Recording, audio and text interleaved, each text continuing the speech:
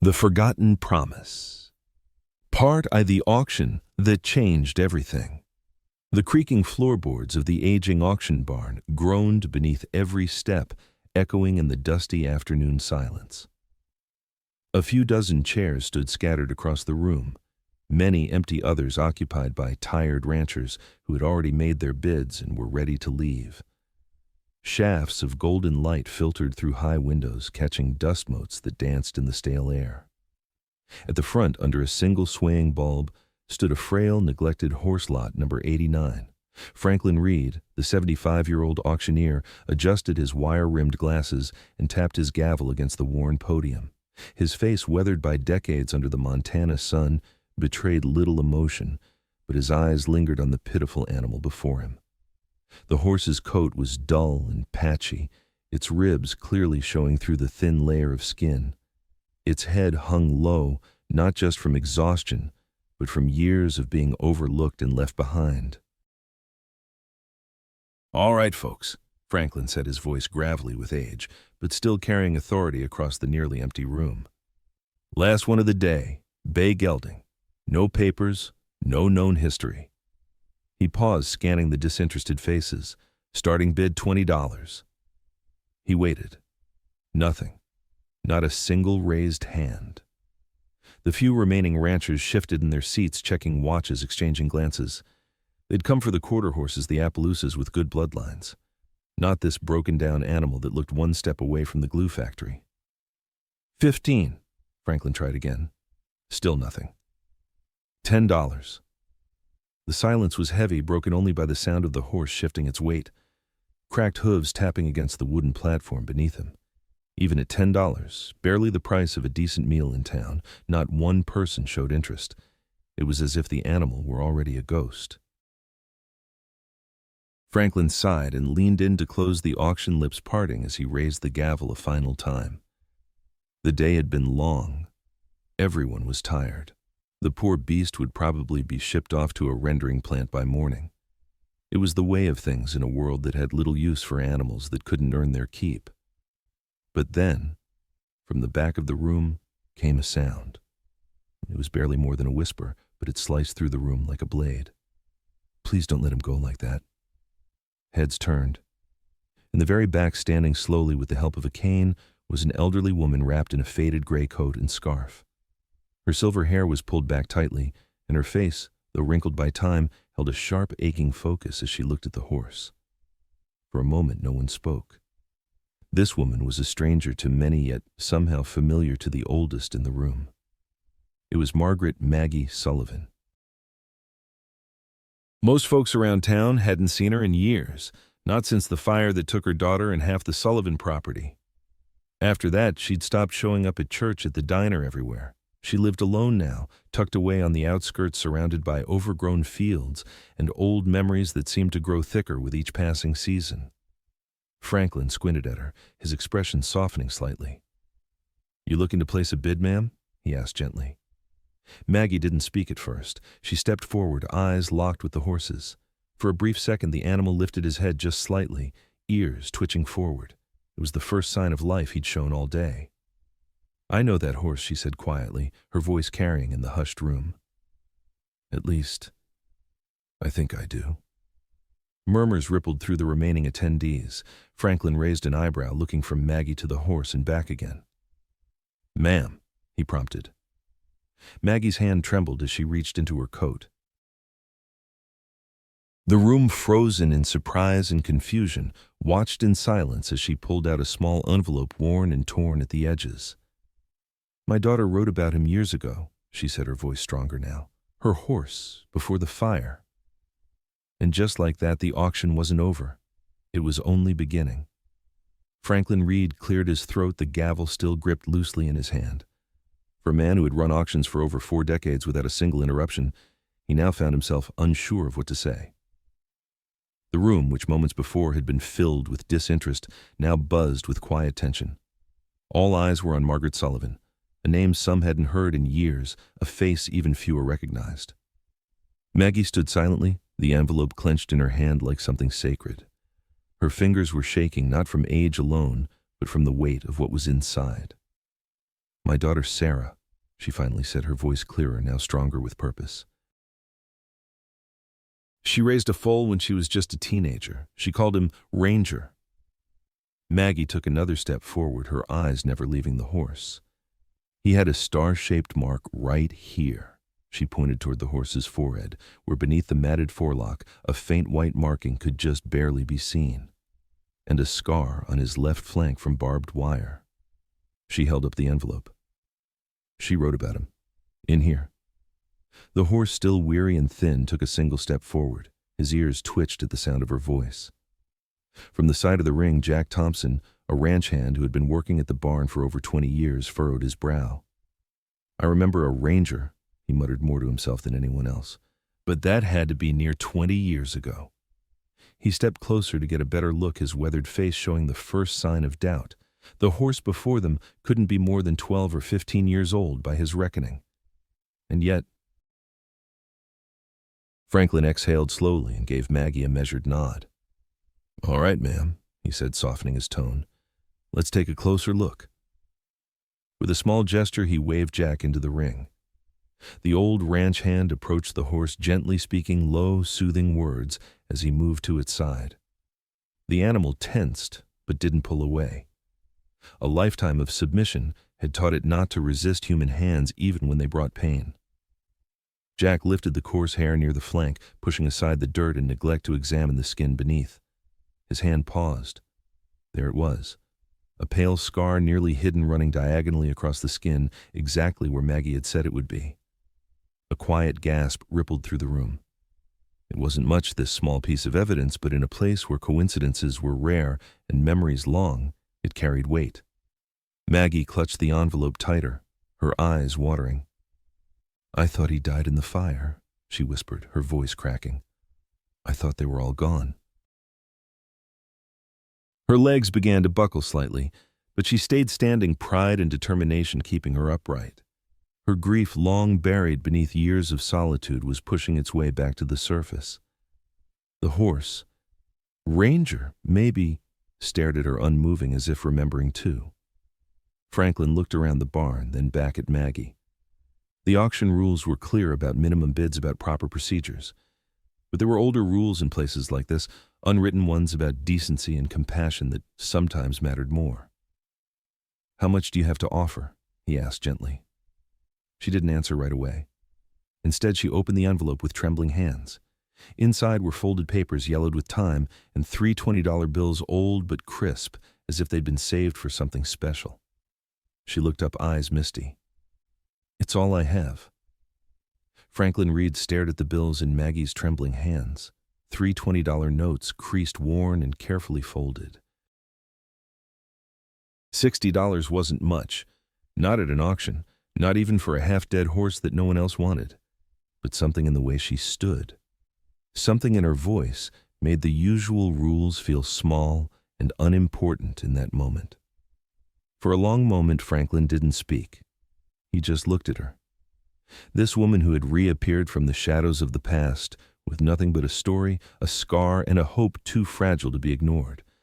Behind him, Jack Thompson still stood beside the horse, his hand resting gently near the scar.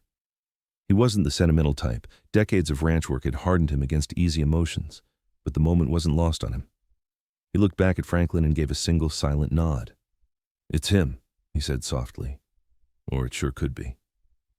The room shifted, the skeptical faces turning to each other. Some raised eyebrows, others leaned forward, a few still scoffed silently, but the doubt was no longer as strong. Maggie stepped closer to the ring. The envelope still in one hand, the money in the other.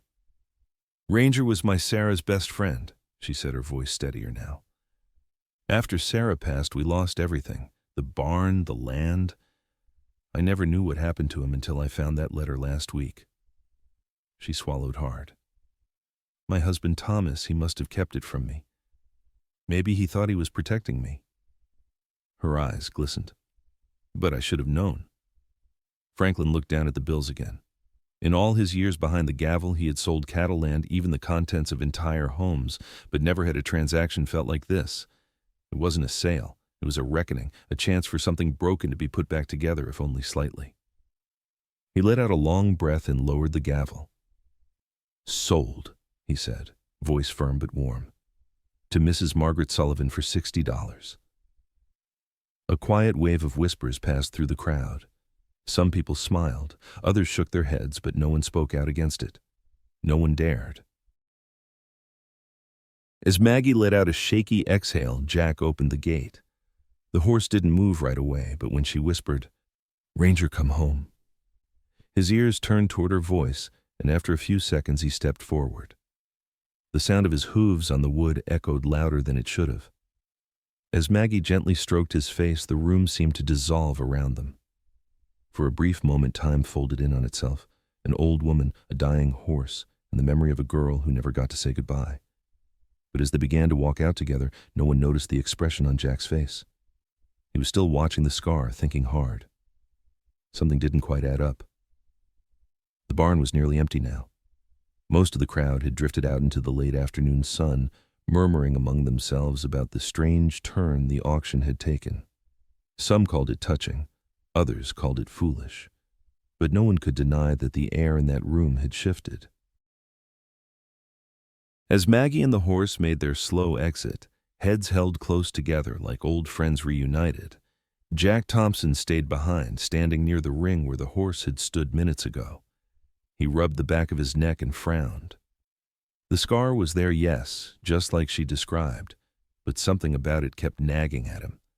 It looked newer than it should have been, fainter, less settled. Almost like it hadn't been there 20 years ago. He wasn't a vet, but he'd seen his fair share of old wounds in horses, and this one didn't seem to belong to a creature that had carried it for 2 decades. He knew better than to say something out loud. At least, not yet. The look on Maggie's face when she saw that horse, it was the first glimpse of life anyone had seen in her since the funeral. As he finished closing the gate, Franklin Reed approached, slowly, gavel finally tucked away in his jacket pocket. "You all right, Jack?" he asked, noticing the uneasy look on the ranch hand's face. Jack shrugged. "I don't know, Franklin. It just doesn't feel right." He paused, glancing out toward the road where Maggie's figure was getting smaller, the horse following dutifully behind her like a shadow. "I'm not saying she's wrong. I mean, the timing, the name, even the way that horse looked at her, it fits. But that scar, it's off. Either it's newer than she thinks or that ain't Ranger." Franklin crossed his arms and looked down at the dirt floor scuffed by hundreds of hooves over the years. He knew Jack well enough to take him seriously. The man didn't speak much, but when he did, it was worth listening to. "You think someone's trying to fool her?" "Or maybe she's fooling herself," Jack said carefully. "Grief makes people see what they need to. And maybe the truth got lost somewhere in all that pain." They stood there in silence for a moment before Franklin nodded. "Keep it to yourself for now," he said. "If there's more to this, it'll come out soon enough." Meanwhile, Maggie was leading the horse, still slow, still weak, down the narrow dirt road that led toward her old property on the outskirts of town. The sun was setting behind them, casting long shadows across the hills.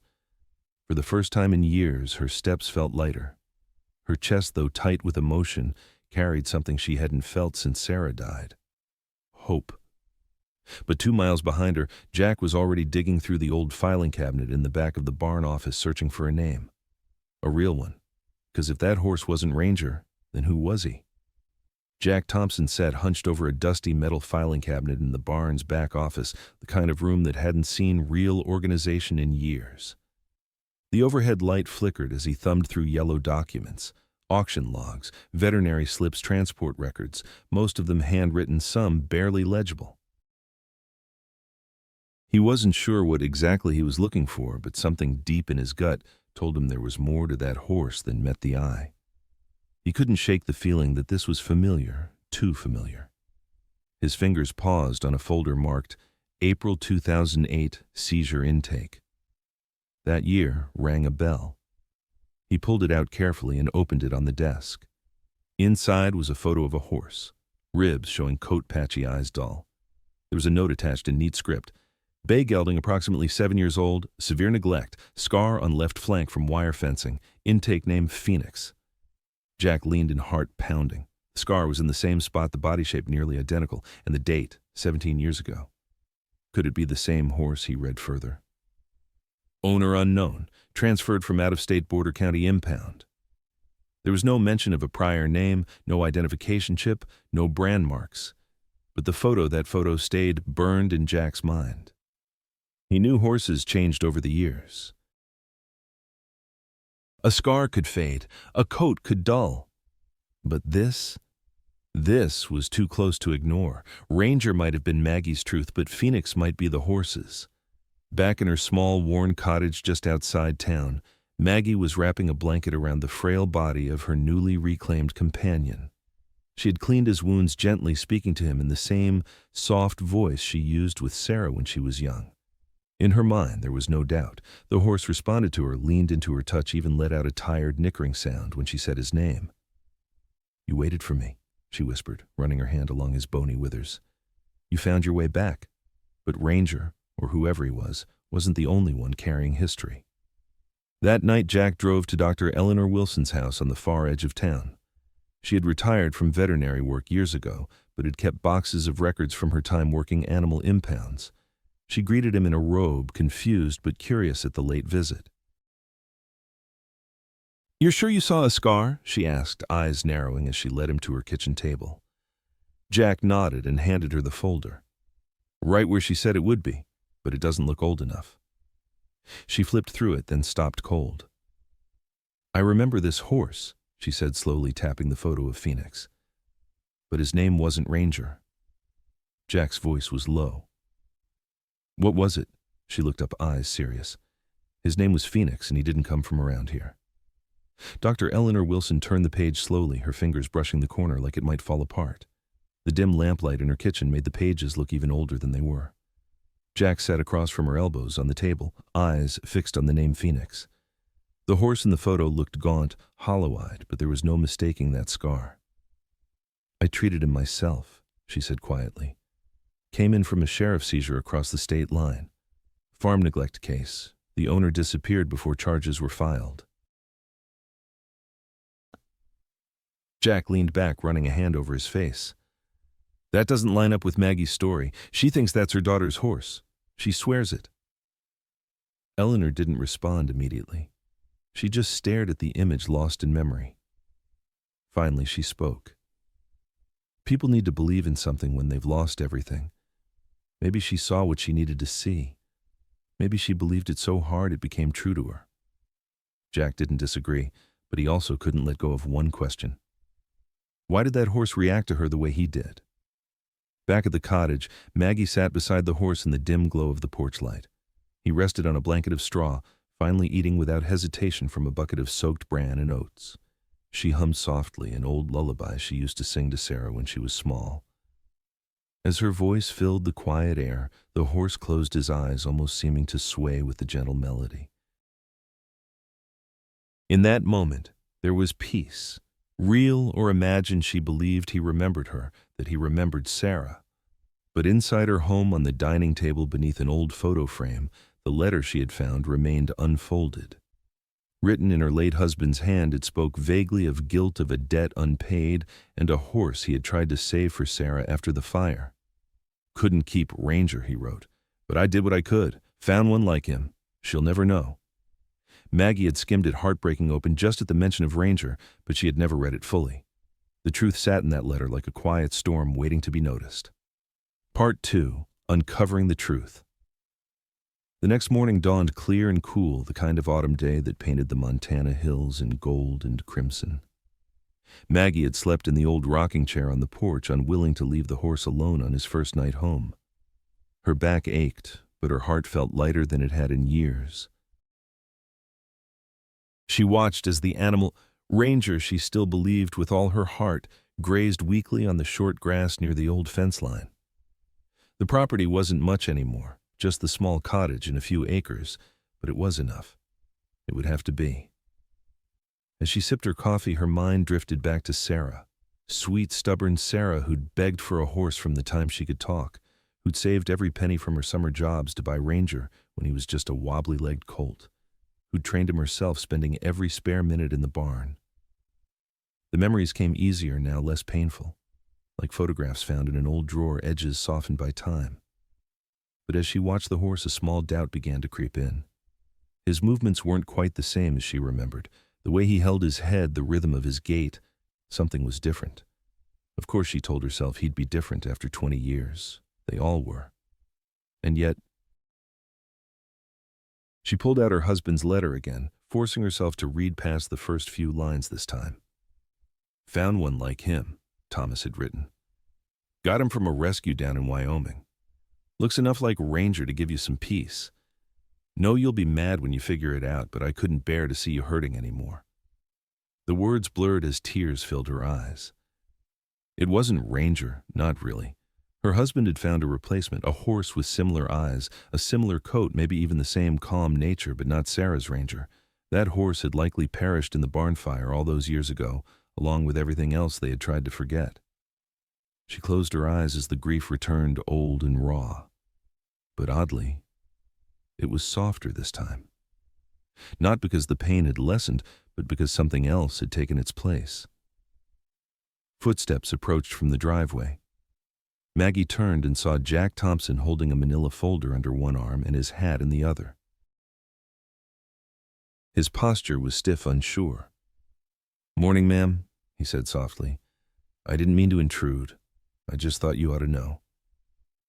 He offered her the folder, and inside was the photo of Phoenix from 2008, the intake form, the seizure report, and Dr. Wilson's notes.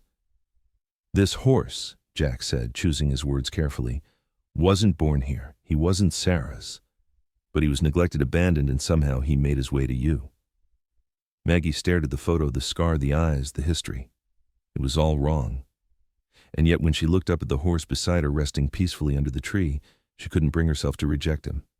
He wasn't Ranger, but he was hers now, and maybe that was enough.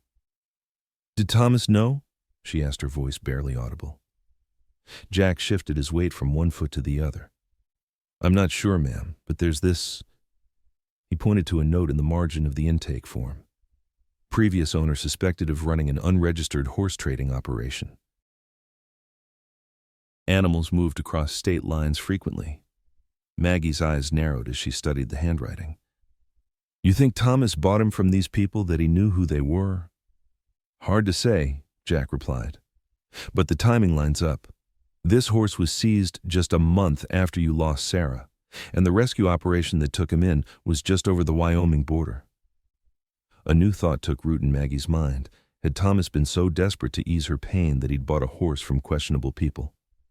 Had he convinced himself it was a kindness, despite knowing where the animal came from? "He should have told me," she said finally, her voice stronger. "I'm not a child who needs protecting from the truth." Jack nodded. "No, ma'am, you're not." They sat in silence for a moment, the morning breeze rustling the tall grass around them. The horse, Phoenix, she reminded herself, lifted his head and watched them, eyes calm but alert. "What will you do now?" Jack asked. Maggie folded the papers and handed them back. "I suppose I'll do what I should have done years ago. Start living again." The days that followed were quiet, peaceful even. Maggie began to fall into a rhythm again. Morning feeding, slow walks through the pasture, brushing Phoenix's coat with the same care she once gave Sarah's long hair. Every motion was deliberate healing. Though the truth had cracked something inside her, it also freed her. She no longer had to cling to a fantasy. She could love this horse for who he was, not for who he used to be or who she wished he was. Each morning, Phoenix greeted her with soft, patient eyes. There was something different about him now, as if somehow he understood that the pretending was over, that he didn't need to be Ranger to be wanted.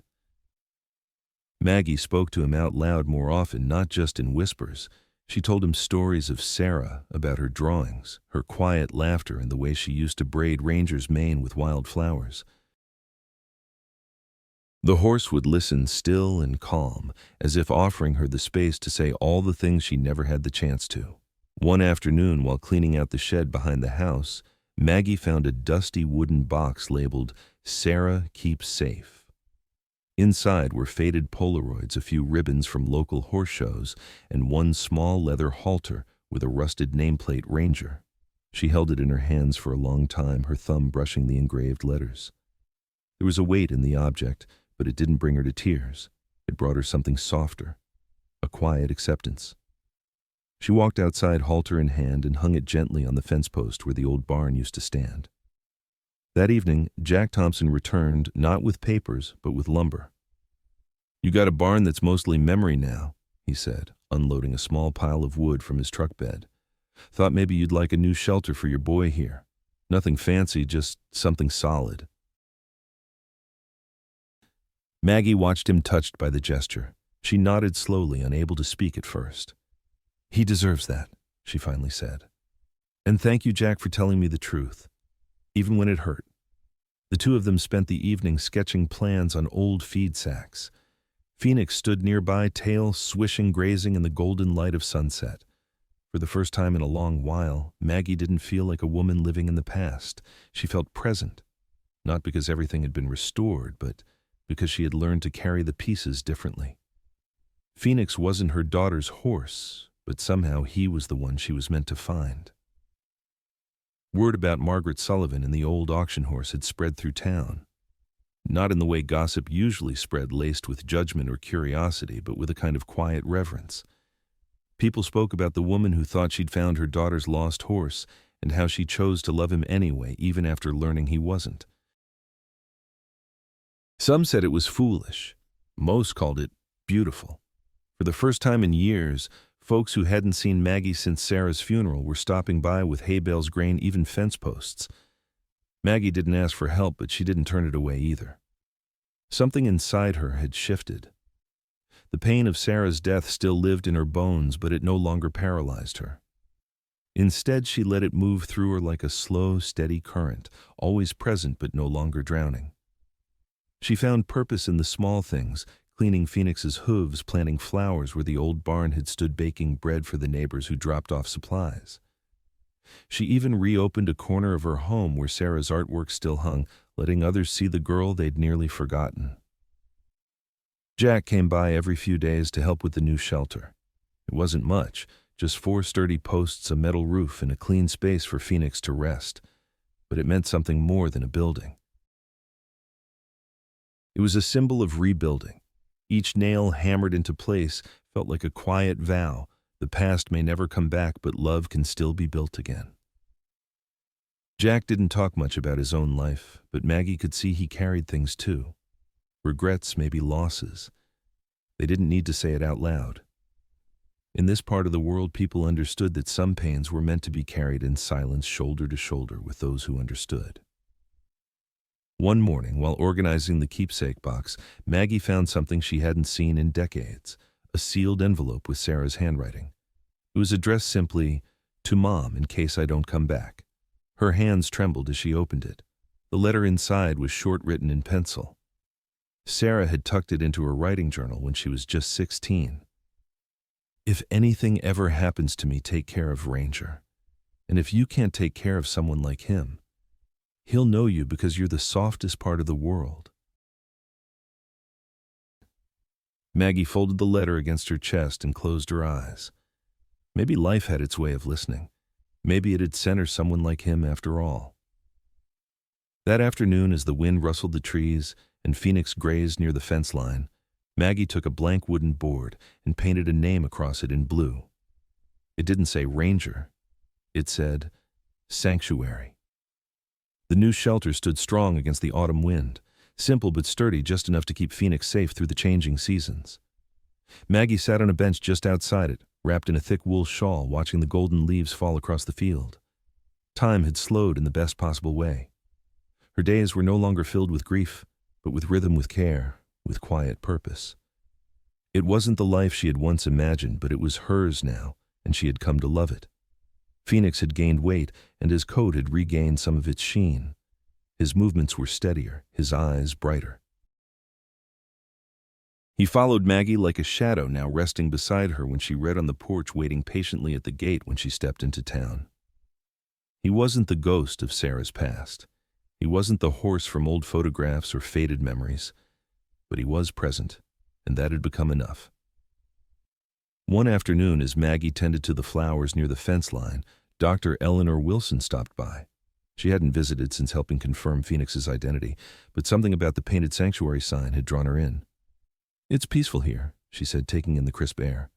"You've built something good." Maggie nodded. "I didn't plan to. I just listened." Eleanor smiled. "That's more than most of us do." She hesitated a moment before continuing. "I've been thinking about Phoenix's file.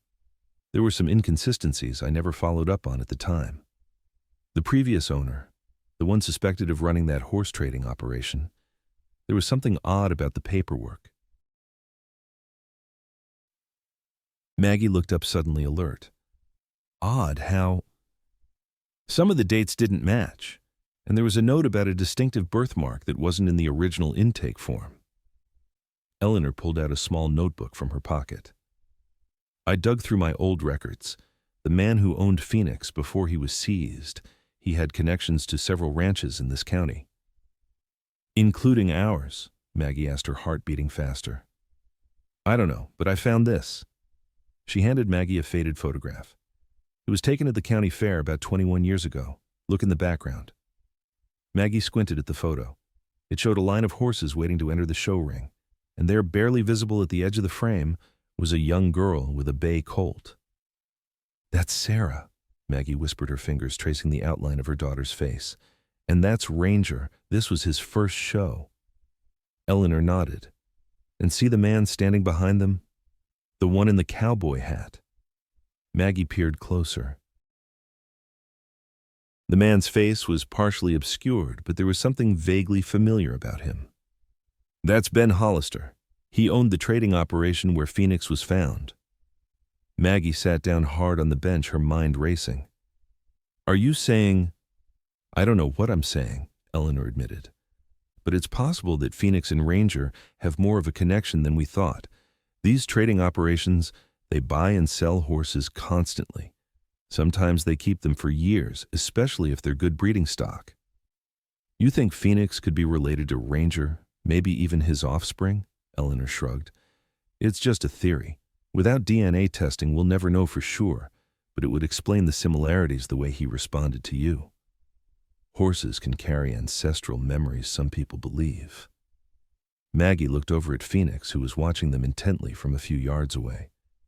Perhaps it didn't matter if he was Ranger's son or just another horse who needed her. Perhaps what mattered was that he had found his way to her against all odds. "Thank you for telling me," she said finally. "It's a comfort to think there might be a piece of Ranger still in this world." Eleanor nodded. "The truth is complicated sometimes, but it's usually worth knowing." Later that week, the town held its annual fall festival. Maggie hadn't been in years, but this time she came. She wore Sarah's old scarf, brought a small table of baked goods, and most surprising of all, brought Phoenix standing quietly under the shade of a large oak. Children approached him with wide eyes, and he let them pet his neck as calm as if he'd done it 100 times before. When people asked, "What's his name?" Maggie smiled gently and said, "His name's Phoenix, and he came a long way to get here." Franklin Reed stopped by her table, his old auctioneer's eyes appraising the horse with newfound respect. "He's looking better," he said. "Got some life back in him." We both do," Maggie replied. Franklin nodded thoughtfully. "Jack told me about who he really is. Must have been hard to hear. The truth often is, but I'd rather have it than a comforting lie." Even when the lie feels better, Maggie watched as a young girl tentatively offered Phoenix an apple slice. The horse took it gently from her palm, his movements careful and deliberate. "The lie might feel better for a moment," she said, "but it keeps you trapped. I spent 20 years waiting for my daughter to come back, for the horses to come back, for everything we lost to somehow find its way home." She turned to Franklin, her eyes clear and steady. "But some things don't come back, and until you accept that you can't make room for what might come instead." Franklin regarded her with newfound respect. "You've got wisdom, Margaret Sullivan." "Just experience," she corrected him. "Hard-earned." As the festival wound down and the sun began to set, Jack Thompson approached with an older man Maggie didn't recognize. The stranger had a weathered face and walked with a slight limp. "Mrs. Sullivan," Jack said. "This is Bill Mercer. He was the sheriff's deputy who handled the seizure case where Phoenix was found." Bill tipped his hat. "Ma'am, Jack here's been telling me about your situation. Thought I might be able to shed some light." They walked a little way from the crowd, Phoenix following behind like a faithful shadow. "That operation we broke up," Bill began. "It was bigger than we first thought. Hollister was moving horses across state lines, falsifying papers, the whole 9 yards. But here's the thing. He wasn't just dealing in neglect cases. He had some prime stock, too." "I'm not sure I understand," Maggie said. "Hollister didn't just sell horses, ma'am. He stole them, too. And not just any horses, ones with potential. Show horses breeding stock." Maggie's breath caught in her throat. "Are you saying—" Bill shook his head. "I can't say for certain, but I do remember something odd about Phoenix when we found him. He was in bad shape, no doubt about that, but he wasn't afraid of people like most of the other horses. It was like he remembered being treated well once." "Could he have been stolen?" Jack asked. "It's possible. A lot of those horses had their identifying marks altered or removed. Brands covered up, papers destroyed. Makes them harder to trace." Maggie looked at Phoenix, who had moved closer to her as if sensing her distress. "So he could have been anyone's horse before Hollister got him." "That's right, ma'am. And given what Dr. Wilson found about Hollister being at that county fair where your daughter showed Ranger, well, I'd say it's not outside the realm of possibility that there's more to this story than we know." Later that night, after everyone had gone home and the streets were empty again, Maggie stood at the gate of her small pasture. Phoenix walked up behind her, his breath warm against her arm. She looked up at the stars. "You did good," she whispered. She wasn't sure if she was speaking to the horse, to Sarah, or to herself, maybe all three. In the end, it didn't matter if the horse had been Ranger or Ranger's offspring or just another soul who needed saving. What mattered was that she had opened her heart again, that she had loved again. And in that quiet corner of the world, surrounded by trees, wind, and one faithful animal, Margaret Sullivan had found a way forward. The next morning, Maggie woke to the sound of a truck pulling into her driveway. It was Jack, and he had brought more lumber this time, accompanied by 3 other men from town, faces she recognized but hadn't spoken to in years. "Hope you don't mind the company," Jack said. "Word got around about what you're doing here. Folks wanted to help." By noon, the shelter had doubled in size. By evening, it had a proper stall, a feed room, and plans for 2 more spaces. "What's all this for?" Maggie asked, gesturing to the expanding structure. Jack smiled. "Bill Mercer called this morning. They're closing down a holding facility over in the next county. Got 3 horses nobody wants. Too old, too damaged. They're headed for auction next week. And you think I should take them? I think you've got a sanctuary here. Might as well make it official." Maggie looked at the half-built barn at Phoenix, watching curiously from his paddock at the people who had come to help, neighbors who had barely spoken to her for 2 decades. "I'm not sure I know how to run a sanctuary," she said. One of the men, Gary Wilson Eleanor's husband, spoke up. "None of us know how to do anything till we try Mrs. Sullivan. But I reckon you've got more experience healing broken things than most." Maggie thought about it. 3 more horses, 3 more souls who needed someone to care. It was a big commitment for a woman her age living alone. But then, wasn't that exactly what Sarah had asked of her? If you can't take care of Ranger, take care of someone like him. "All right," she said finally. "We'll need more fencing and proper water troughs." The men nodded, already making mental notes. "And I'll need help," she added. "I can't do heavy lifting like I used to." Jack nodded. "You'll have it. That's a promise." As the men returned to their work, Maggie walked to the edge of her property where the old fence line met the setting sun. In the distance, she could see the town, the houses and buildings where life had continued while hers had stood still. She thought about the years she'd lost to grief, the connections she'd severed, the joy she'd denied herself. And she thought about Phoenix, who had survived neglect and mistreatment to find his way to her. Maybe that was the real miracle. Not that she had found Ranger again, but that she had found purpose. She had found a way to honor Sarah's memory that didn't require her to remain frozen in the past. Phoenix approached, nudging her gently with his nose. She stroked his neck, feeling the steady rhythm of his breath. "We're going to need a bigger sign," she told him. "Looks like the Sullivan Sanctuary is officially open for business." The horse nickered softly, as if in agreement. Later that evening, alone in her cottage, Maggie opened Sarah's keepsake box again. This time she didn't just look at the mementos, she arranged them on the wall. The ribbons, the photos, the sketches Sarah had made of Ranger. But alongside them, she placed new things. A photo of Phoenix taken just that morning, the plans for the expanded sanctuary, the letter from Sarah that had changed everything. It wasn't about replacing the past, it was about allowing it to exist alongside the present. As she stepped back to look at the wall, she noticed something she hadn't seen before, a small notebook tucked into the corner of the box, Sarah's journal. She had never had the heart to read it after the fire. She opened it carefully, the pages stiff with age. Inside were her daughter's thoughts, dreams, fears, all preserved in her neat, determined handwriting. Maggie read until she came to an entry dated just 2 weeks before the fire. "Mom and Dad had another argument about money today. Dad says we might have to sell some of the horses if things don't improve. I told him they could sell anything but Ranger. He promised they wouldn't. But I'm worried. There was a man at the fair yesterday who kept asking questions about him, about his bloodline, his training. Dad seemed interested in what he was saying. I don't trust him. There's something off about the way he looks at Ranger, like he's just calculating dollar signs instead of seeing who he really is." Maggie's hand trembled. Could it be had Thomas been considering selling Ranger to Ben Hollister even before the fire? Had Sarah known? She read on.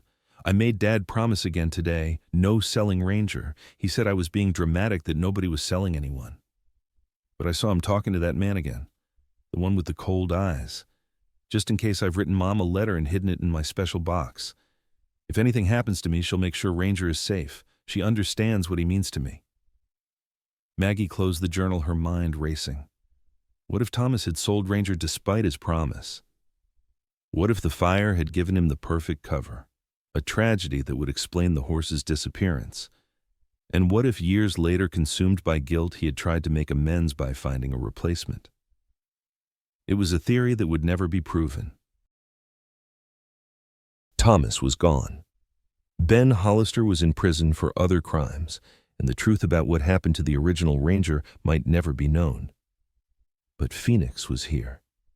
And whether by coincidence or cosmic justice, he had made his way back to the Sullivan farm, to the daughter of the girl who had once loved a horse very much like him. "You might not be Ranger," Maggie whispered to the empty room, "but you're exactly where you're supposed to be." That night she slept better than she had in years. The weight of uncertainty finally lifted from her shoulders. The truth, complex and imperfect as it was, had set her free. And in the morning there would be work to do, a sanctuary to build and new lives to save, not because they could replace what was lost, but because they deserved a chance to be found. Toi se du chin lai fan 3 de tran lap, I kong kan tiet dam bao tin mak lak vatao mod ket thuk tap trung hon. Part 3. Rebirth. 3 weeks after the fall festival, the Sullivan Sanctuary welcomed its newest residents. A 17-year-old arthritic mare with a gentle disposition named Willow, a half-blind gelding called Thunder, who startled at sudden movements, and a stocky pony with a permanently crooked leg that the rescue staff had nicknamed Scrappy. Phoenix watched their arrival from his paddock, ears pricked forward with curiosity. Maggie stood at the gate, clipboard in hand, as Jack and Bill Mercer unloaded the animals from the trailer. Dr. Eleanor Wilson moved efficiently between them, conducting initial examinations. "They're perfect," Maggie said, observing the new arrivals. These weren't show horses or valuable breeding stock. They were survivors just like Phoenix, just like her. The expanded shelter, now a proper small barn with 4 stalls and a feed room, stood ready to receive them. The community's response had surprised Maggie. Gary Wilson had installed proper water lines. The Henderson brothers from the hardware store had contributed roofing materials. Even Franklin Reed had arranged for a load of quality hay to be delivered at cost. "You've started something here," Eleanor remarked as they settled Willow into her stall. Maggie shook her head. "I didn't start anything. I just stopped running from what was right in front of me." As winter descended on the sanctuary, each horse settled into their new life. Willow appointed herself herd matriarch, keeping the younger horses in line with well-timed ear pinnings. Thunder overcame his initial nervousness and began greeting visitors with hopeful nickering. Even Scrappy found his place, forming an unlikely friendship with Phoenix. It was Phoenix, however, who surprised them most. The once neglected horse had transformed not only physically, but in temperament. He carried himself with quiet confidence now, and visitors often remarked on his gentle nature, especially with children. "Hard to believe that's the same horse from the auction," Franklin commented during one of his increasingly frequent visits. "You've worked miracles, Margaret." "Not miracles," she corrected him. "Just time and care. And he did most of the work himself." One morning, while organizing Sarah's keepsake box, Maggie found something she hadn't seen in decades, a sealed envelope with Sarah's handwriting. It was addressed simply, "To Mom in case I don't come back." Her hands trembled as she opened it. The letter inside was short, written in pencil. Sarah had tucked it into her writing journal when she was just 16. "If anything ever happens to me, take care of Ranger. And if you can't take care of someone like him, he'll know you because you're the softest part of the world." Maggie folded the letter against her chest and closed her eyes. Perhaps life had its way of listening. Perhaps it had sent her someone like him after all. That afternoon, as the wind rustled the trees and Phoenix grazed near the fence line, Maggie took a blank wooden board and painted a name across it in blue. It didn't say Ranger. It said Sanctuary. As Christmas approached, Jack suggested putting up a small tree. For years, Maggie had ignored the holiday, finding the emphasis on family too painful in Sarah's absence. But this year, she agreed. While decorating with ornaments kept packed away for 2 decades, Maggie found herself sharing memories about Sarah's homemade decorations, about family traditions, about the Christmas morning when Thomas had surprised them both with matching riding boots. "She sounds like she was something special," Jack said carefully, hanging a faded paper star that Sarah had made in 3rd grade. "She was," Maggie agreed, "but I think she would approve of how we're spending this Christmas." On Christmas morning, Jack surprised Maggie with a special gift for Phoenix, a rich brown leather halter with a brass nameplate that read, "Phoenix." "Thought he deserved something with his real name on it," Jack explained. Maggie's throat tightened with emotion. She remembered the old halter with Ranger engraved on it, now hanging on her wall alongside photos of both horses. "It's perfect," she said. "Thank you." Phoenix lowered his head, allowing her to stroke his face, his eyes soft and trusting. In that moment, Maggie felt a circle completing. Not a return to the past, but a recognition of how far they had all come. Later that day, Eleanor arrived with her granddaughter Lily, who presented Phoenix with a handmade decoration for his stall, a braided cord with small silver bells. "Grandma says you're going to start training him for riding," Lily explained shyly, "and I thought he should have something pretty." Maggie knelt to the girl's level. "It's wonderful, and yes, we are going to start training him. Maybe by spring he'll be ready for a small rider like you." Lily's eyes widened. "I'll learn everything," she promised solemnly. "I'll be the best student ever." The Christmas peace was interrupted by an unexpected call from Bill Mercer. "Found them," he announced. "The people who abandoned that horse we've been looking for. Local rancher named Harmon and his son." "Good," Maggie said firmly. "But here's the thing," Bill continued.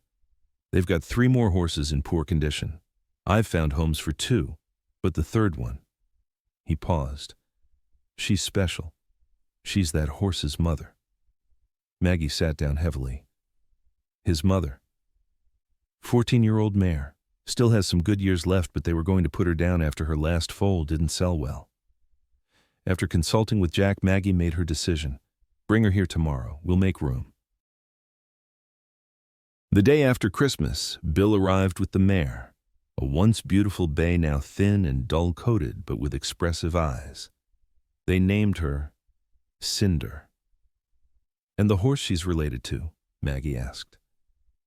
"Should be ready for pickup next week once the vet clears him," Bill replied. "We've been calling him Ember. Seemed fitting, abandoned on a cold night but still carrying a spark." When Ember arrived the following week, he was nothing like Phoenix or the other rescues. Where they had been subdued by neglect, Ember was charged with nervous energy. Every attempt to lead him was met with resistance, his head-tossing feet dancing sideways. "Someone's ruined this horse's trust," Jack muttered as he tried again to guide the gelding toward the separate paddock. "No," Maggie corrected him. "Someone damaged it. It can be rebuilt." The reunion between mother and son was understated but profound. When finally introduced in adjoining paddocks, Cinder walked slowly toward Ember, her movements careful. Ember stood his ground tense but not fearful. When they reached each other, the horses touched noses, then stood side by side sharing breath and warmth. "It's like they're picking up exactly where they left off," Jack observed. "Horses live in the present," Maggie replied. "They don't hold grudges or dwell on the past the way people do." As winter deepened, Maggie began training Phoenix for light riding while Jack worked patiently with Ember. Lily came twice weekly for lessons learning horsemanship under Maggie's guidance. By Valentine's Day, Phoenix was accepting brief mounted sessions in their small indoor arena. One bright March morning, a truck pulled into the driveway. Bill Mercer stepped out accompanied by a young woman. "This is Amy Harmon," he introduced, "Jim Harmon's daughter, Ember and Cinder's former owner." The young woman twisted her hands anxiously. "I didn't know what they were doing," she said quickly. "I've been away at college. When I came home and saw the condition of the horses, I was the one who called Sheriff Mercer." "You turned in your own father?" Maggie asked, neither condemning nor approving. Amy nodded. "They changed after Mom died, started cutting corners, stopped caring properly for the animals." "What do you want from me?" Maggie asked directly. I wanted to see them, to know they're okay." Amy's voice wavered. "Cinder was my horse when I was younger. And Ember, I raised him from a foal. I was going to train him myself, but then I got the scholarship and had to leave." Maggie led Amy to the paddock where Ember and Cinder enjoyed the afternoon sun. Cinder's ears pricked forward with interest, Ember's laying back slightly in caution. Cinder approached the fence, her nostrils flaring as she caught Amy's scent. After a moment's hesitation, she stretched her neck over the rail, allowing Amy to touch her face. "Hi, old girl," Amy said softly, stroking the white star on the mare's forehead. "I've missed you." Ember remained at a distance, watching warily. "He doesn't remember me," Amy said sadly. "Or he remembers too well," Maggie suggested.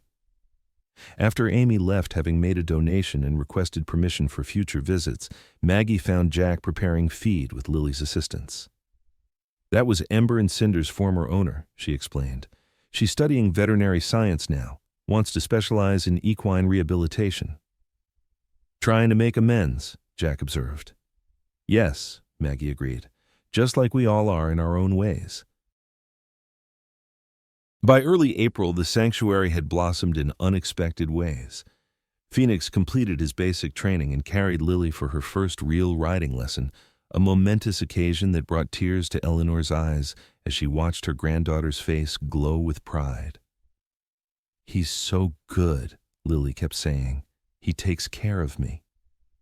"That's what well-trained horses do," Maggie told her. "They look out for their riders, especially young ones." Ember, too, had made remarkable progress. Though still cautious with strangers, he now accepted gentle handling from Maggie and Jack, and his bond with his mother had deepened. Together, they seemed to heal each other. Cinder regaining her strength and confidence, Ember learning to trust again. On a particularly beautiful spring morning, Maggie stood at the fence line watching as the horses grazed in the pasture now green with new growth. Jack joined her, offering a mug of coffee. "When I first saw Phoenix at that auction," Maggie said quietly, "I thought I was chasing the past. I thought if I could just have Ranger back, everything would make sense again." And now? Jack asked. Maggie smiled. Now I understand that some things can never come back, but that doesn't mean new things can't be just as meaningful.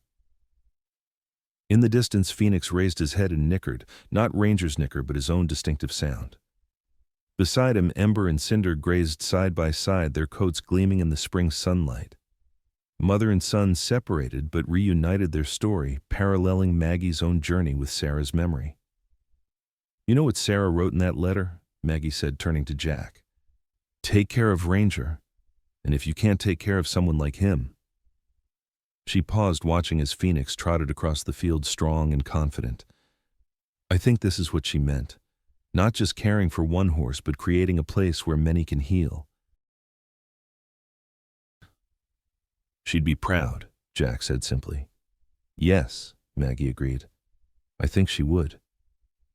As they walked back toward the barn where Eleanor was arriving with Lily for her lesson and Amy was coming to spend time with Cinder, Maggie felt a certainty she hadn't known in 20 years. The past remained precious. Sarah Ranger, the life they'd once shared, but it no longer defined her. What defined her now was what she chose to build from the broken pieces, a sanctuary for horses, for people, and for herself. Phoenix had never been Ranger, but he had been exactly what she needed, not to recapture what was lost, but to discover what could still be found.